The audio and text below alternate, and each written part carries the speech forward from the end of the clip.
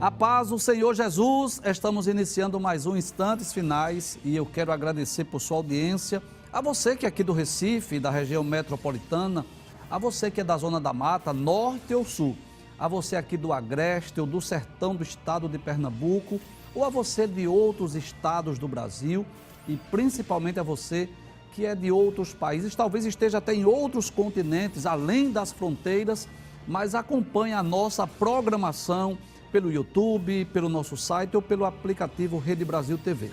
Que Deus te abençoe, que as bênçãos de Deus continuem sendo derramadas sobre você e sobre toda a sua família.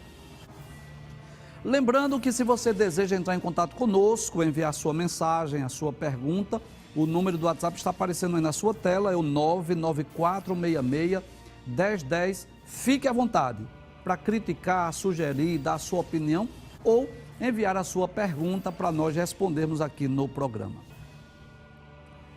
Se você está assistindo diariamente ao nosso programa, você sabe que nós estamos estudando o capítulo 22 do livro do Apocalipse, que é o último capítulo do livro e traz informações sobre as últimas admoestações e sobre a conclusão deste livro maravilhoso, que é o livro das Revelações. Nós já estudamos o primeiro tema, não é, que fala sobre a Nova Jerusalém, que vai dos versículos 1 a 5, e iniciamos o estudo do segundo tema, que fala sobre as admoestações, as promessas finais e a conclusão do livro, que vai dos versículos 6 ao versículo de número 21. Nós já explicamos nos programas anteriores até o versículo de número 11, e vamos recapitular, nós vamos relembrar aquilo que vimos, e depois daremos continuidade a partir do versículo 12. Então vamos relembrar o que vimos a partir do versículo de número 6 do capítulo 22. Muito bem. Então o anjo disse a João, estas palavras são fiéis e verdadeiras. Já estudamos sobre essas duas características da palavra de Deus, a fidelidade e a veracidade. E a prova, a garantia que nós temos é que foi o próprio Deus, o Deus dos santos profetas, que enviou o anjo para mostrar não só a João, mas aos seus servos as coisas que em breve devem acontecer. Nós já estudamos que o desejo de Deus é que nós possamos conhecer os eventos futuros, os eventos escatológicos. Estudamos também o versículo 7, onde Jesus diz, eis que presto venho. E nós já explicamos 3 vezes no capítulo 22, Jesus diz, eis que presto venho, eis que cedo venho, eis que venho sem demora. E qual é a razão? É para que vivamos na expectativa da volta de Jesus e estejamos sempre prontos, sempre preparados. O texto diz ainda, bem-aventurado, feliz, muito feliz, é aquele que guarda as palavras da profecia deste livro, ou seja, aqueles que cumprem, aqueles que obedecem às palavras deste livro. Vimos no versículo de número 8, que agora é a palavra de João, é João quem fala agora. Ele diz, eu sou aquele que vi e ouvi estas coisas. Já explicamos que esse João aí não é o João Batista, que batizou Jesus no Rio Jordão, não é, é o filho de Zebedeu, irmão de Tiago, que foi um dos 12 apóstolos de Cristo e era o mais achegado a Jesus.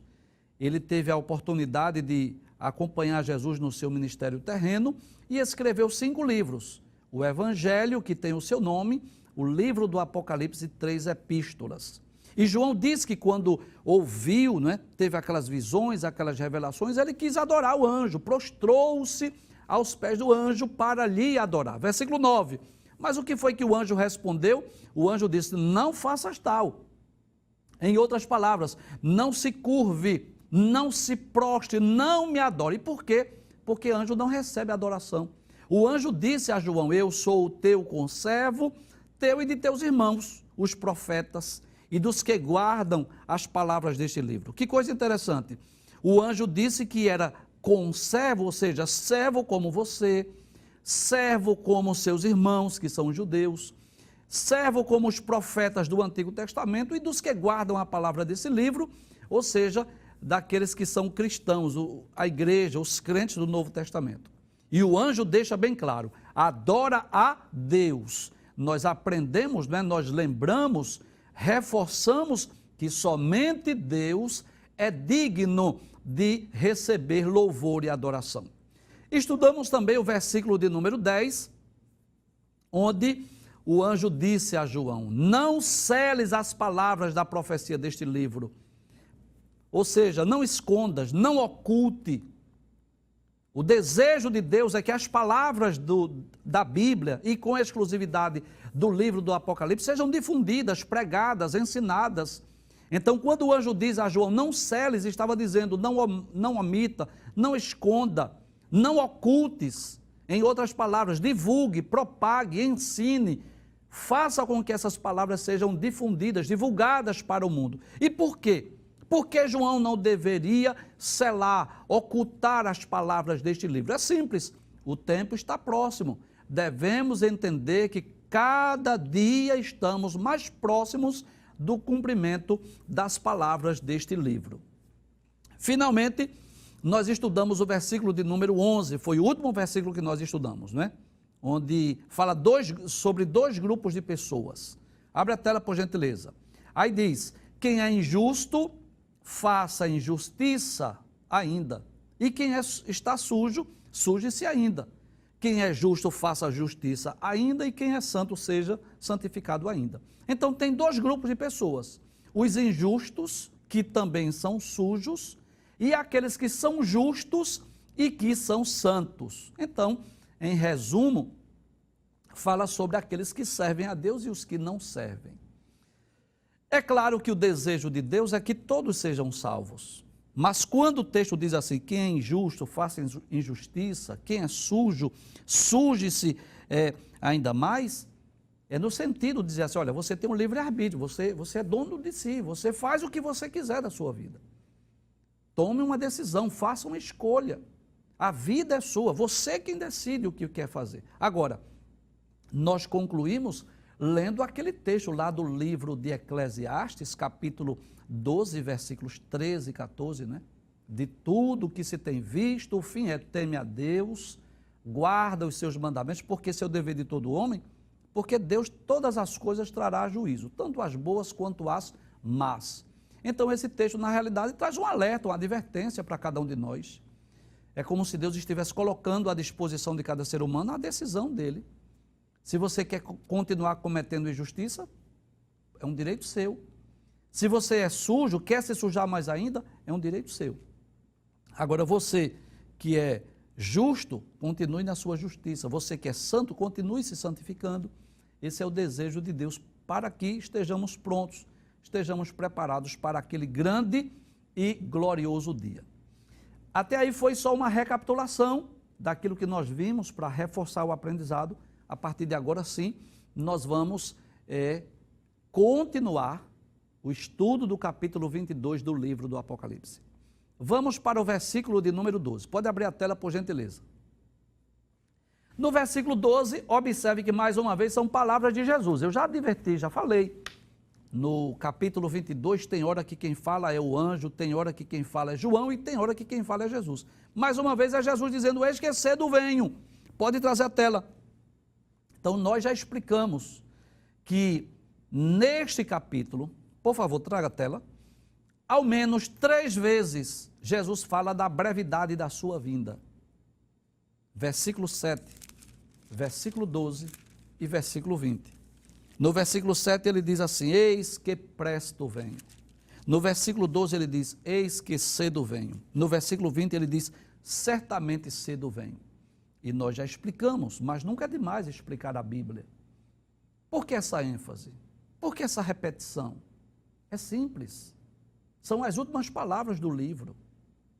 São as últimas palavras da Bíblia.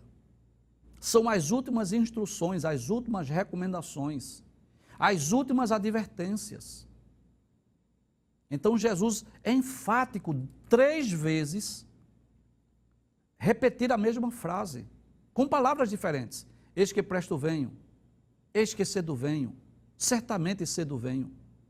Para quê? Para que ninguém seja pego de improviso, para que ninguém seja pego de surpresa. Que coisa interessante, lá no Evangelho escrito por Marcos, no capítulo de número 13, Jesus, quando esteve aqui na terra, ele trouxe também esta palavra de advertência, São Marcos capítulo de número 13, sobre a necessidade de estarmos prontos, de estarmos preparados, de alerta, de advertência. Veja, se você tem uma Bíblia, leia aí Marcos capítulo 13, versículo 32, mas daquele dia e hora ninguém sabe, nem os anjos, nem os que estão no céu, nem o Filho, senão o Pai. Então, do dia da sua volta, do seu retorno, ninguém sabe, não adianta querer datar, prever, não adianta fazer cálculo para trazer, não adianta. Aí ele diz, versículo 33, veja que expressão interessante. Olhai, vigiai e orai. Que coisa interessante. Olhem, vigiem e orem, porque não sabeis quando chegará o tempo. É como se um homem partindo para fora da terra deixasse a sua casa e desse autoridade aos seus servos, a cada um a sua obra, e mandasse ao porteiro que vigiasse. Vigiai, pois, porque não sabeis quando virá o Senhor da casa, se à tarde, se à meia-noite, se ao cantar do galo, se pela manhã, para que vindo de improviso não vos ache dormindo. E as coisas que digo-as a todos, vigiai. Veja que depois de proferir o seu sermão profético, Jesus sempre advertindo, alertando, vigiem, olhem, orem, estejam prontos, estejam preparados. É por essa razão que Jesus não disse assim, olha, eu não vou voltar nem tão cedo, fiquem tranquilos e despreocupados que eu vou demorar ainda. Não, Jesus não disse isso. E o Espírito Santo vem trabalhando no coração dos crentes, dos salvos, nesses 2 milênios,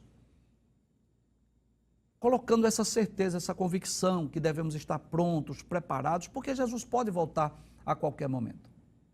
E por incrível que pareça, quando Jesus voltar, que muitos serão pegos de surpresa, muitos vão dizer assim, eu não sabia que Jesus ia voltar tão rápido.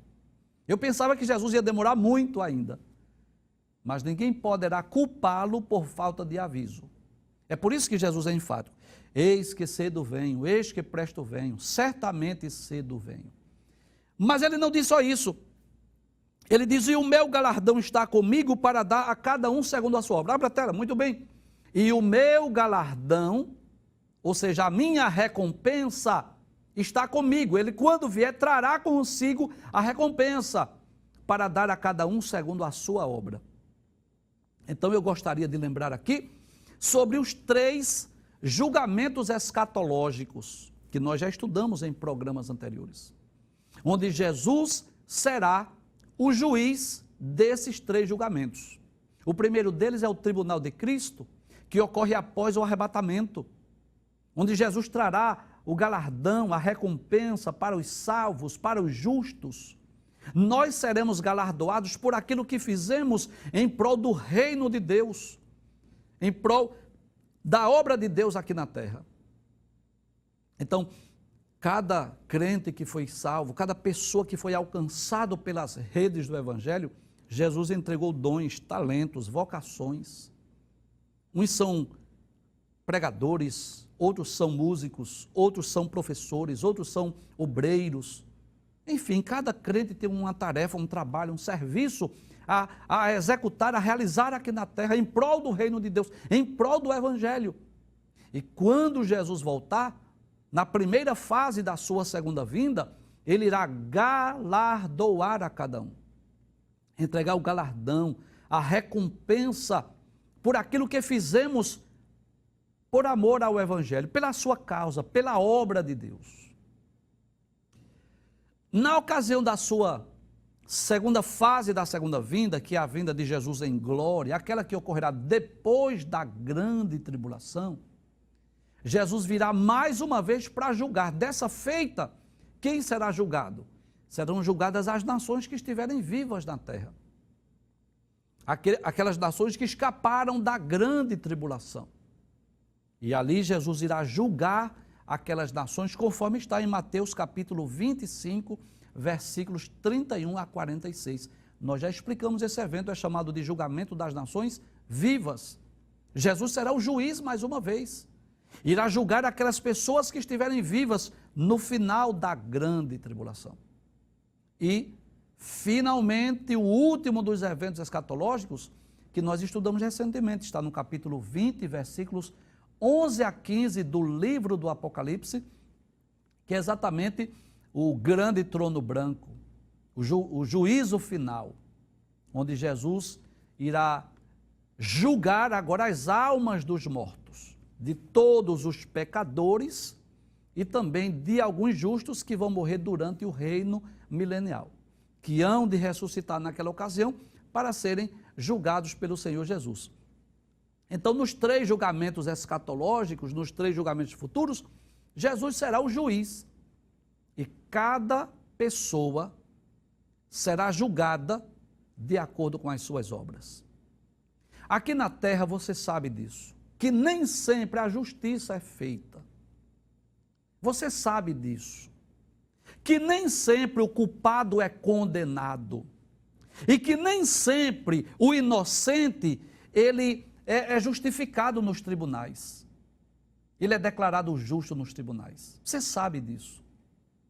Às vezes, porque aquele que vai julgar foi subornado, recebeu uma ligação antes do dia do julgamento. Alguém prometeu um prêmio ou fez uma ameaça.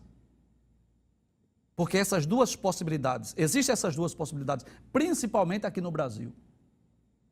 E às vezes o juiz julga em favor de alguém, ou porque vai receber alguma coisa em troca, ou porque quer preservar a sua vida e da sua família. Ou às vezes porque um dos advogados, um dos promotores foi mais bem sucedido nos seus argumentos, ou porque trouxeram falsas testemunhas e aquela falsa testemunha mentiu, mas falou tão bem que até convenceu as pessoas. Essa é a verdade. Nós vivemos num mundo de injustiças, nós vivemos num mundo em que as pessoas que às vezes estudam tanto para estar numa posição de juiz, mas que são muitas vezes injustos, que muitas vezes recebem suborno, que muitas vezes não julgam com justiça, que muitas vezes condenam o inocente e inocentam os culpados. Você sabe disso. Há muitas pessoas, principalmente aqui no Brasil, que deveriam estar atrás das grades, mas estão em plena liberdade. E às vezes até fazendo campanhas eleitorais, quando deveriam estar presos. Mas o texto deixa bem claro que Jesus há de julgar cada um segundo as suas obras. A verdade é essa, todos serão julgados em um destes 3 tribunais. Os salvos serão julgados no tribunal de Cristo. Os vivos no final da grande tribulação serão julgados no julgamento das nações. E os que morreram ímpios, ou os que morrerem durante o reino milenial, serão julgados lá no trono branco. Mas de qualquer forma, de alguma forma, todos nós iremos comparecer diante do justo juiz. E diante daquele juízo, daquele julgamento, então ninguém vai poder subornar, ninguém vai poder mentir, ninguém vai poder oferecer presentes ou fazer algum tipo de ameaça. Porque quem estará sentado é o justo juiz. Então ele pode dizer assim: esquecido venho e o meu galardão está comigo para dar a cada um segundo a sua obra. No versículo de número 13, pode passar por favor, versículo 13, diz assim: eu sou, ainda é Jesus falando, o alfa e o ômega, você já sabe, já dissemos em outras ocasiões, o alfa é a primeira letra do alfabeto grego, o ômega é a última letra. Então, em outras palavras, Jesus estava dizendo: eu sou o princípio e o fim, o primeiro e o último, o primeiro e o derradeiro, aquele que é eterno, aquele que estava no princípio de todas as coisas, estará no fim de todas as coisas. Ele está presente na eternidade passada e presente na eternidade futura. Por isso que ele disse que é o alfa e o ômega, o princípio e o fim. Aquele que é eterno, aquele que nunca teve começo, aquele que nunca terá fim. Ele é antes de todas as coisas e irá viver, subsistir pelos séculos dos séculos, para todo sempre, por toda a eternidade. Pode passar a tela, versículo 14. Bem-aventurados, feliz, muito feliz, aqueles que lavam as suas vestiduras no sangue do Cordeiro. O que é lavar as vestiduras no sangue do Cordeiro? Lavar as vestiduras no sangue do Cordeiro, pode trazer a tela, significa crer em Cristo, significa recebê-lo como seu Salvador, significa ter o perdão dos pecados. Se você dispõe de uma Bíblia, leia aí no capítulo 7, versículo de número 14, lá do livro do Apocalipse. Aquela multidão que João viu lá no céu, e um dos anciãos perguntou assim, quem são esses? De onde vieram eles? Não sei, tu sabes. Aí ele disse, estes são os que vieram de grande tribulação, lavaram as suas vestes e as branquearam no sangue do Cordeiro. E eu posso dizer que isso é uma linguagem metafórica, uma linguagem figurada, para mostrar o poder do sangue de Jesus para perdão dos pecados. Lavar as vestiduras no sangue do Cordeiro significa crer no sacrifício de Cristo. Significa crer que Jesus morreu pelos nossos pecados. Receber Jesus como seu Salvador pessoal. E aí o que acontece? De uma forma metafórica, claro, de uma forma figurada. É como se as nossas vestes fossem lavadas no sangue de Cristo. E os nossos pecados fossem perdoados, purificados. As nossas vestes se tornaram limpas. Lá na primeira epístola de João, que é também do mesmo escritor do Apocalipse, primeira epístola de João, capítulo 1, versículo de número 7, se você dispõe de uma Bíblia, abra a sua Bíblia, ele diz, se andarmos na luz como ele na luz está, temos comunhão uns com os outros, e o sangue de Jesus Cristo, seu Filho, nos purifica de todo o pecado. No versículo 8 ele diz assim, não, versículo 9, se confessarmos os nossos pecados, ele é fiel e justo para nos perdoar os pecados e nos purificar de toda injustiça. No capítulo 2, versículos 1 e 2, João diz, meus filhinhos, estas coisas vos escrevo para que não pequeis. E, se alguém pecar, nós temos um advogado para com o Pai, Jesus Cristo justo. Ele é a propiciação pelos nossos pecados, e não somente pelos nossos, mas também pelos de todo o mundo. Então, lavar as vestes, branqueá-las no sangue do Cordeiro, significa dizer que no ato, no momento, na ocasião em que o pecador recebe Jesus como seu Salvador pessoal, quando ele se arrepende dos seus pecados, se converte dos seus maus caminhos, quando ele crê em Cristo, ele é purificado, perdoado, santificado, justificado, regenerado e santificado imediatamente, instantaneamente. É como se aquele pecador nunca tivesse cometido crime algum. E é por isso que a Bíblia diz, bem-aventurados. Volta o texto mais uma vez, feliz, muito feliz aquelas pessoas que lavam as suas vestiduras no sangue do Cordeiro. Para quê? Para que elas fiquem alvas, elas possam ser vestes brancas. Aí ele diz, para que tenham direito à árvore da vida e possam entrar na cidade pelas portas. Então nós vamos perceber que a árvore da vida é uma das promessas para os vencedores. Capítulo 2, versículo de número 7, na carta enviada à igreja de Éfeso, Jesus disse, quem tem ouvidos ouça o que o Espírito diz às igrejas. Ao que vencer, dar-lhe-ei a comer da árvore da vida que está no meio do paraíso de Deus. Isso fala da eternidade, da vida eterna, desse direito, desse privilégio de vivermos eternamente, infinitamente, para nunca mais morrermos, para nunca mais experimentarmos a morte.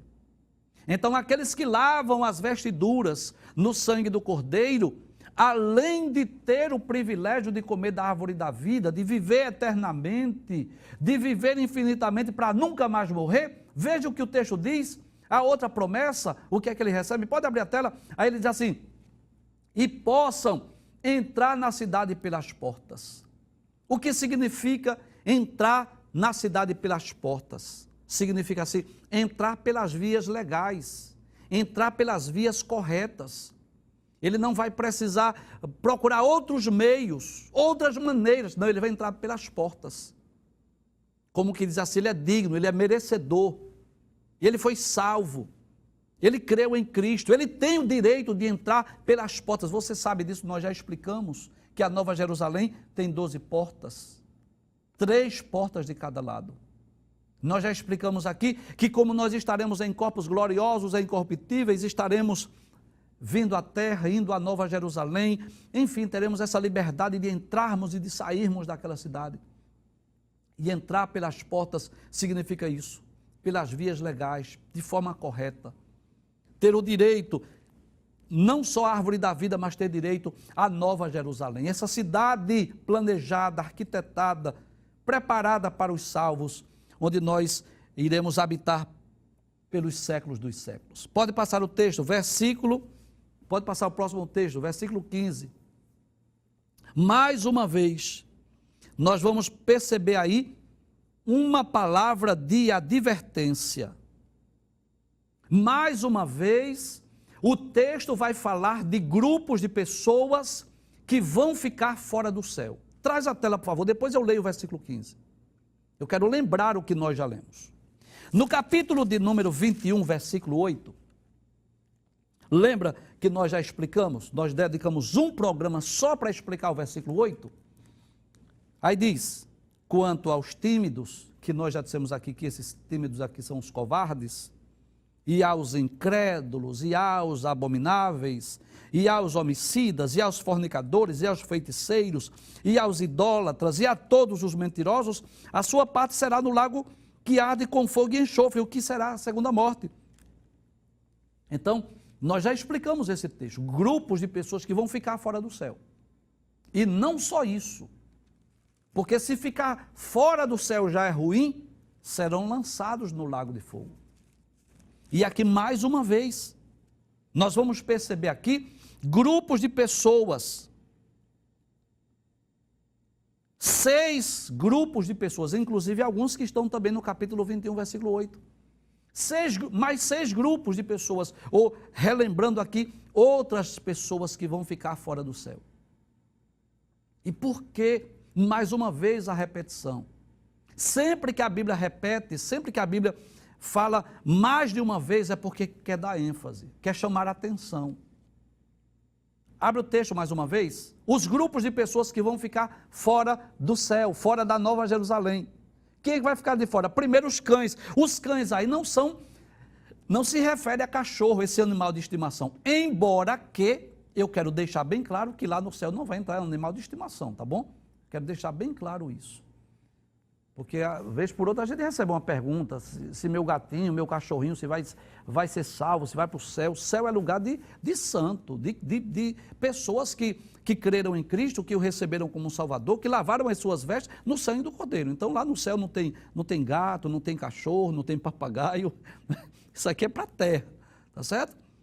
Na terra. Mas no céu vão estar lá. Quem é que vai morar no céu? O Deus Trino, amém? O Deus Trino. Quem mais? Os seres angelicais. Quem mais? Os salvos do Antigo e do Novo Testamento, da Antiga e da Nova Aliança. É quem vai povoar o céu. Os animais vão ficar aqui na terra. Então esses cães aí, quem são? São os hereges. São aqueles que ensinam falsas doutrinas.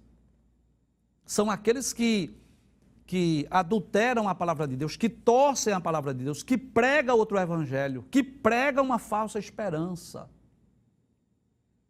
que recebe o nome aí no texto bíblico de cães, mas que Cristo não estava se referindo aí aos animais de estimação. Estava se referindo exatamente aos hereges.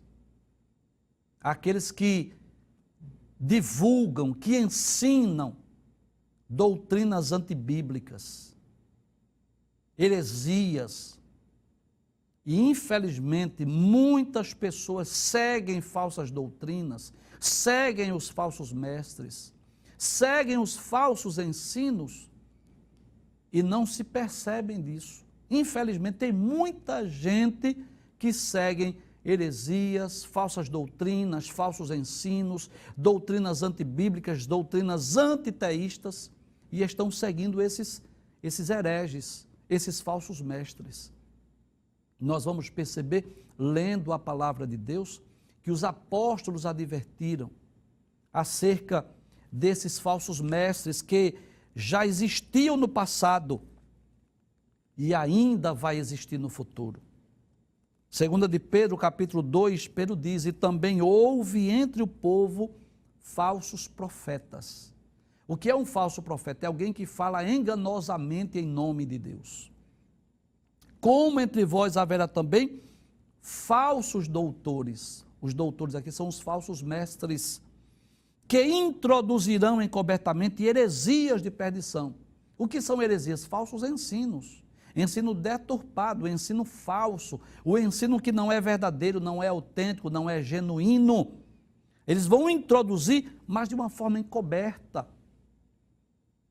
Heresias de perdição, e negarão o Senhor que os resgatou, trazendo sobre si mesmos repentina perdição. E o que é pior?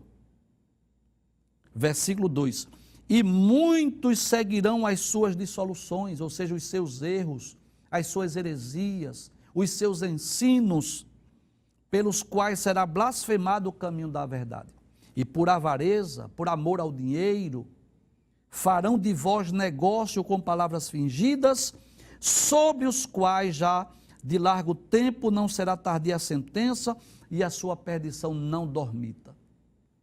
Então os cães são esses falsos mestres, são esses que ensinam heresias, doutrinas antibíblicas, doutrinas antiteístas. Volta ao texto mais uma vez. Além dos cães, quem vai ficar de fora? Os feiticeiros.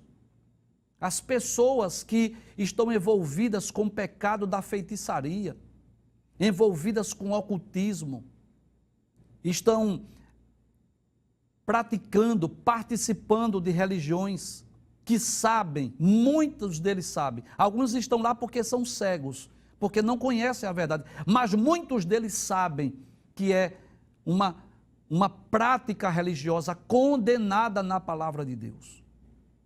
Quem mais? Aqueles que estão envolvidos com pecados de prostituição, com adultério, com pecados de ordem sexual. Quem mais? Os assassinos, os homicidas, aqueles que têm prazer de tirar a morte do próximo, estão ceifando a vida de pessoas. Quem mais vai ficar de fora? Os idólatras, aqueles que têm ídolos, que adoram imagens de escultura. Quem mais vai ficar de fora? Qualquer que ama e comete a mentira. Veja que alguns desses grupos aí são mencionados lá no capítulo de número 1, versículo de número 8. Deixa esse texto aí, por gentileza, porque eu quero fazer uma leitura paralela. No capítulo 21, desculpe, eu disse capítulo 1, mas é capítulo 21, versículo 8. Quais são os grupos de pessoas? Pode deixar essa tela aí, por favor, 22 e 15. Os grupos de pessoas lá do capítulo 21, versículo 8, são os covardes, os incrédulos, os abomináveis, os homicidas, os fornicadores, os feiticeiros, os idólatras e os mentirosos. Observe aí que entraram os cães, que são os hereges, que não estavam lá. Mas os feiticeiros, observe que estão nos dois textos, capítulo 21, versículo 8 e capítulo 22, versículo 15. Os que se prostituem, aqui estão inclusos no capítulo 21, versículo 8, com os fornicadores, que estão também participando de pecados de ordem sexual. Os homicidas aparecem mais uma vez, que são os assassinos, aqueles que têm prazer de tirar a vida do próximo. Os idólatras, mais uma vez, está presente nos dois textos. E aqueles que amam e cometem a mentira, os mentirosos também estão nos dois textos. Ou seja, Deus está trazendo uma palavra de advertência. Pode trazer uma palavra de advertência para que essas pessoas parem. Reconheça, se eu continuar nesse caminho, eu vou para o inferno. Se eu permanecer nesse pecado, eu não vou poder entrar na Nova Jerusalém. Eu vou ser lançado no lago de fogo. E esta é uma realidade. Se não for para a Nova Jerusalém, se não for salvo, para onde será lançado? No lago de fogo, no lago que arde com fogo e enxofre.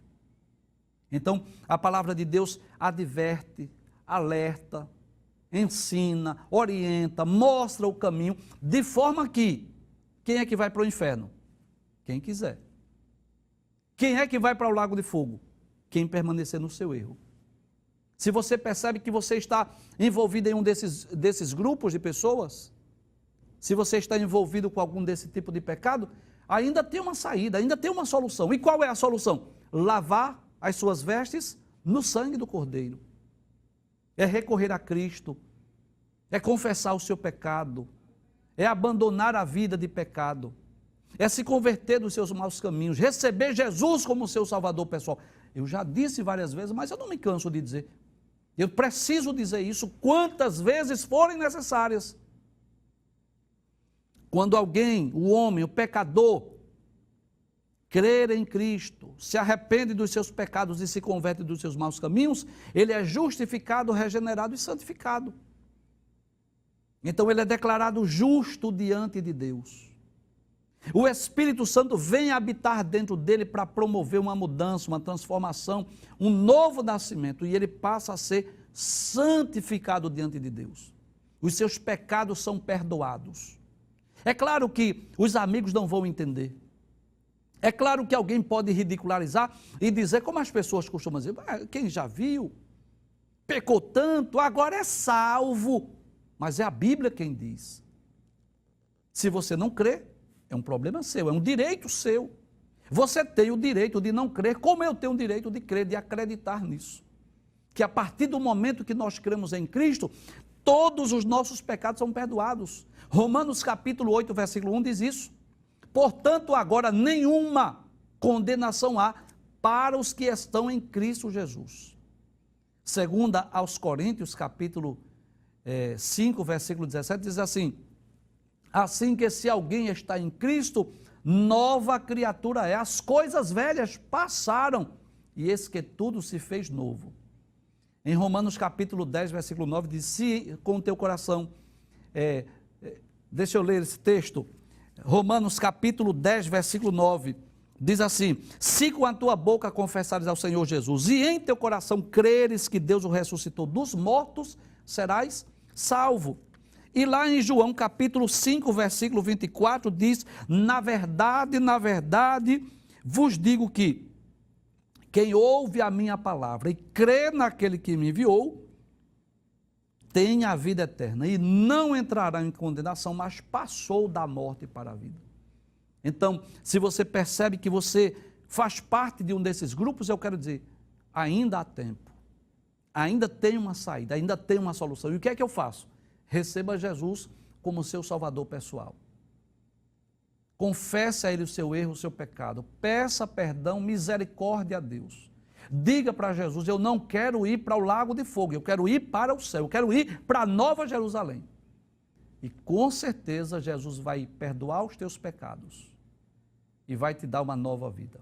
Agora, se você preferir continuar no seu erro, inevitavelmente, um dia você será julgada por Jesus no dia do juízo final. E eu tenho certeza que Jesus vai trazer à sua memória, à sua lembrança, todas as oportunidades que você teve de ouvir a mensagem do Evangelho. Inclusive, trará à memória este programa que você ouviu, mas que você preferiu rejeitar.